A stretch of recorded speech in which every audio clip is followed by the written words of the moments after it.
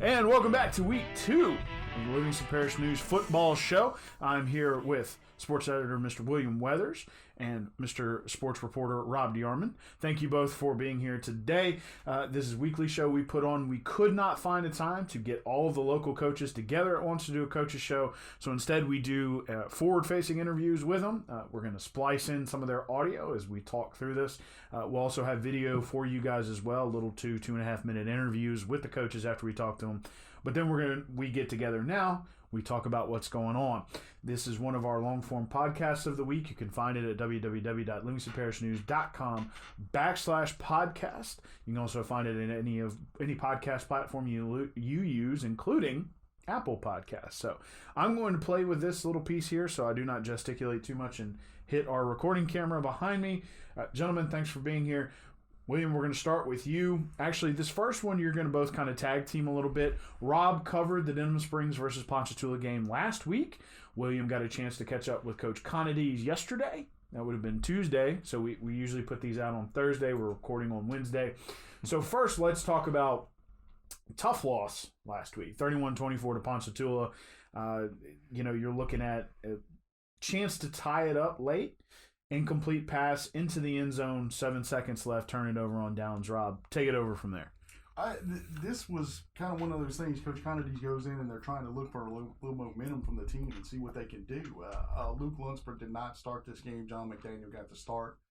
He went the first half for them. The big thing was big plays that that Denham Springs gave up to Ponchatoula. They limited Finley, who, you don't just get a commit to LSU just by doing it. So he's obviously a great athlete. They limit him 1 for 8 for 9 yards to start the game, and then they hit an 84-yard touchdown, which it was just kind of a lob, and the receiver took off down the sideline and kind of, scored. But they're in the ball game. Another key point that came up, it was 3rd and 39, which means Ponchatoula could get to the 1 and still get a first down. They ran a reverse. Ponchatoula ran a reverse. Scores goes up on them there. And when I talked to Coach Conades about that, he said that's something they worked on in practice. They knew it was coming. It was part of their playbook, and Ponchatoula was just able to execute. The good part about this is, like I said, they're trying to look for some kind of spark. So you see that they're able to put up those points, 24 points, and they, in the first couple games they struggled. So that's got to be something that they want to build on going into this game with Santa Maria. So. And, Coach Conades said he didn't do the team any favors with the schedule that they're playing. But, It happens. Yes, exactly. So William, when we talked last week, one of the things he said was that he wanted to dial it back to try to develop some things going forward. You spoke to him yesterday. How do you feel about the team's performance against Ponchatoula and going forward? It's a trip to Owen to Fontainebleau on the North Shore. Walker. That's Walker. Yeah. Excuse me. I'm sorry. They've got Santa Maria at home. Hosting, yes. Who is 0-2 though. Yeah. It was a good first step. Just the guy who's the innovator play caller, it's killing him. He can't do some of the exotic stuff he'd like to, and it's not fair to his team at this point because they're just not executing to the level he's used to. So what you said, they dialed back. Fewer routes, fewer reads, and the result was 24 points and almost 300 yards of offense. Jalen Jenkins gave him a nice running threat. Combination of McDaniel and Luke, by completion percentage wasn't great, was deceiving because there were a lot of drops involved apparently, and so reduced the completion percentage. Yardage was not up to their standards, but there's a sense of like, okay, maybe we've turned the corner somewhat. The defense that played well week 1 was susceptible to the big play week 2. So now maybe, let's see if we can kind of merge these two things together. You're 0-2 going at home. There's a sense of urgency now. St. Amal's 1-1. You've got Assumption in week 4, who's ranked, and Westgate, who's a very, very dangerous team out of New Iberia. He's got some tremendous talent. My point is, if you guys start breaking through at some point, and they feel like they are on the cusp maybe this week. Well, and we shall see if that cusp was broken. Lunsford did not start the game due to an injury, but did come in and put up some good numbers. So we'll see if they're able to pull some of that momentum against a pretty stout opponent with, as you mentioned, an LSU commit at quarterback. Pull that in against Sandoval, which is at home this Friday. Right. Let's move into Walker, since I went ahead and jumped the gun on that one. Walker, valiant fight versus Destrehan. Storied program, as you mentioned. They have an Alabama commitment at running back, and he was everything that was billed. They also had a pretty good quarterback as well. Tell us a little bit. They couldn't keep up, had a little trouble towards the end there. Destrehan pulled away. What did Coach Mahaffey have to say about that? Yeah, I think he was encouraged by the way they were there for 2+ quarters. As you saw, they had a double pass at an onside kick, and they were doing some things that are a little unconventional. But when you're in a situation where you're developing a program against someone who's as established as Destrehan, you had to do some things a little bit outside the box, and they did. And Brian Thomas is a fabulous player and helped make some big plays. Ethan McMaster's threw for 263 yards, had an injury, came back. They just, they're just not there physically as a front on defense to withstand the type of power that Destrehan, as you mentioned, they had 2 running backs over 100 yards. They wore them down, and they just, the separation got created in the second half. So now they go on the road. Fontainebleau is 0-2, but is average somewhere in the neighborhood of about 38 to 45 points a game. So that defense is going to have to step up and play. Once again, Iverson Celestine is one of the top running backs in his class of 2021.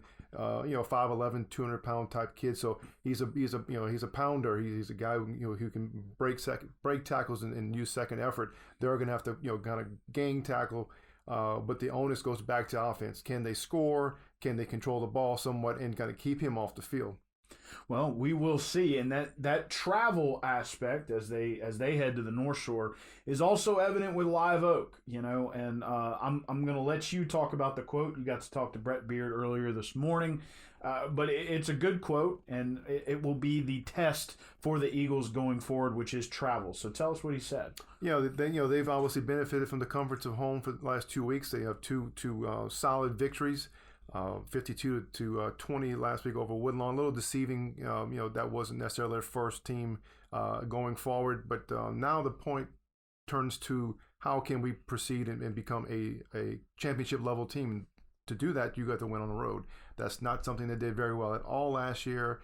And now, as Brett, his quote was, we can't get to our ultimate goal winning just in Watson. We have to be able to go. Now they do host Zachary, but there will be key road games going forward, and he means postseason. I tell them all the time, if you're really into winning a state championship and that's your goal, well, you're not going to do that in Watson, Louisiana. We're going to have to go on the road to do that in the playoffs 2 or 3 times and in the Dome. So they're going to get on road on a bus and go to down to West Feliciana. Who's not quite what they've been, but still a dangerous team. Coach Odom is a fantastic coach. He's done a great job there for years. There's a tremendous amount of respect on both sides of the sideline for both programs, and he's just interested to see how this group of kids can now kind of translate what they've done the first 2 weeks at home, which they've been very solid so far. Well, and we will see how both of those teams travel after our Friday's games. I can't say tomorrow. Some of you might be listening tomorrow. We're not recording tomorrow. Now, we have sort of an interesting deal going on here on the eastern side of the parish, and we're getting to Rob. He's smiling because Rob, after the JV game this week, got to interview Coach Ryan Surpass and Coach Mike Janis. They are both friends. They coached together in the early 2010s. It's going to be an interesting fight here. One of the things that we talked about in sort of our pre-record is the matchup between Albany's wide receivers and Springfield's secondary. Let's start there. Well, that is the biggest thing. I think every time I talk with Coach Surpass, and I say I don't try to just hammer the point home, but he said everybody knows that our secondary hasn't been the best the past few years. That being said, Albany's now running a spread offense, so they're going to try to get the passing game going. So Coach Surpass just kind of said it's going to come down to like basic football for them. They were able to get a couple big plays in their win over Cohen. And he said that's going to have to happen. And if they are in those matchups with Albany's wide receivers, it's if they've got an opportunity to get the interception, they've got to come down with it to give the offense another possession. It's basic football, but that I think could be the main key right there, just trying to figure out. Ryan just said we've got to play clean football, no penalties, things like that. But I think when you look at it, if Albany's going to throw as much as they like to throw, that could be the key matchup there for Friday night. And we will be keeping an eye on that. For Albany, they, the interesting thing they have, the stat you brought up again in our pre-production meeting, is they went 9 drives in the red zone, 8 to 9, excuse me, or 8 of 9. They only came away with 6 points. That was in the St. Michael territory last week. They come away after putting up 68 points against Independence. They come away with 6, which they scored with about 10 seconds remaining in the game against St. Michael. Another thing, they turned the ball over on downs 4 times in the first half. So Mike Janis's big point is finish. We have to finish this. Whatever we do, whenever we get the opportunities, we have to finish. And I think that's really what the focus is here. Neither one of these coaches really focused on a rivalry. Both of them want to get to 2-1, and that's where it's at right now. I know it's early in the season, but you've got to establish that momentum. So they're not really, the rivalry's kind of secondary, but they both know that's easier said than done. Like Mike said, we can say, this is what we have to do. The kids can tell me, yes, sir. And then we know that when they go home, somebody's going to probably be talking to them about, hey, man, look, this is a big game. This is what's going on. It's definitely been important to both communities. A lot of emphasis is placed on it by them, and it's just one of those games where you're going to have the big moments, and it's going to be an electric crowd, and it doesn't matter what the records are at that time. Both teams are going to be playing really hard, and it's going to be a physical, down to the wire match. Mike, you've been a part of it for a really long time too. What are you taking away from some of these games you guys have played? It's going to be fun. It's a game that both sides, both teams' players are going to get up for. One of my favorite pregame speeches is Ryan walked in and said, if I got to tell you anything, then get out of this room now. Let's go. And the kids are ready. They're fired up, and it's only Monday, and here we are doing interviews about it. The community's going to be excited about it, and it just should be a fun week, and just looking forward to moving on to the football game. They're trying to just kind of downplay all that, and they're great friends. And the interview I did was kind of funny, because you got them both sitting there, and there's some gamesmanship going on. And when you ask Coach Surpass about what they're doing and what he's seeing, and Ryan brought up, he said, well, I don't. Right now, it's not anything because they were running the wing T last year, and then Mike comes out in 4 wides on me on the first play of the game.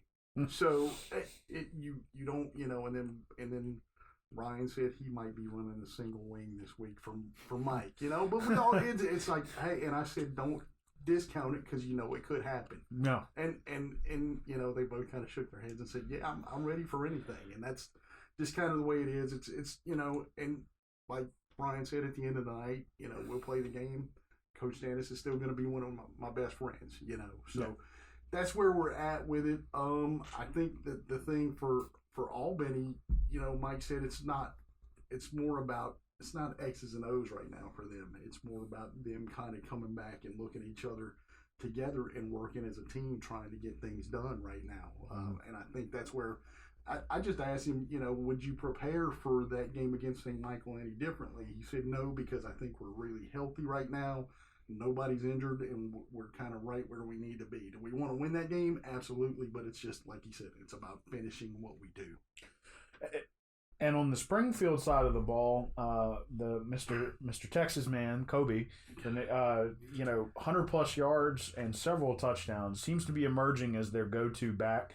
I know that they had some interesting question marks coming into the Jamboree because of the quarterback situation. Seems like they're settling down a little bit on the offensive side of the ball. The good part of it, they were able, on a couple of those drives, in talking to Coach Surpass, they were able to run the ball really well against a really physical Cohen team, which he thought was the key for him, and in running the ball, that kind of sets up your pass. So then later on, you've got somewhere RJ Surpass is able to complete some passes on some drives. So it was really good for them to be able to see that. But like I said, that they had a couple of big plays. They get a strip score fumble from Trayvon Washington, who's also been, he goes 75 yards for a touchdown. So those are those big plays that Ryan said they may have to, those are the things you look for to try to keep you going. And obviously it's going to be something they're going to be looking for Friday night as well. So, and you will be out there, I'm sure, yes, covering the Battle of I-12. So it's been called, although they are trying to downplay that. You told a funny story that at the beginning of the last time, I guess, that Springfield had it, they broke the trophy, throwing up passes in their first practice. So should be an interesting game coming up on the eastern side of the parish this Friday. Gentlemen, thank you both for joining me. We've got a lot of action coming up Friday. Remember, Denham suffered a loss at Ponchatoula. They will host Santa Ma, who's 1-1. Denham is now 0-2, but looking for the pulling it all together. Live Oak, which is 2-0, just beat Woodlawn. I keep forgetting Cameron's over there. Who just beat Woodlawn. Will travel to West Feliciana, looking for that. How do we do on the road? Got to win on the road to get to the Dome. So they're looking to take that next step. Walker, who couldn't quite keep up with Destrehan, storied program, will have a chance to bounce back against Fountain Blue on the road. Going to have to get physical. And for our 2 and 3A schools on the eastern side of the parish, they're going to get a chance to duke it out here pretty soon over that little trophy that they've got. So again, thank you both for joining us. Look for our coverage on Twitter and Facebook on Friday nights. We are at LPN LP News 1898 on Twitter, and we are Livingston Parish News on Facebook. These guys will be updating you as well as the rest of us in the field. Again, this is our football show. We do it once a week after we get together with all of these local coaches. Couldn't find a time to pull them all together for a show with just them. Would have been interesting. Couldn't find a time outside of this 1 week where they played each other in JV. That would be Springfield and Albany, to get even just the 5A coaches or the 2 and 3A coaches together. So we chose this format where we go interview them, come together, and talk about what they've got going on. So please give us a like, follow, share. They're coming up this Friday. We will be out and about covering all of these football games for you for the Livingston Parish News. Thanks again for joining us. This is the weekly football show, and we'll catch you next week.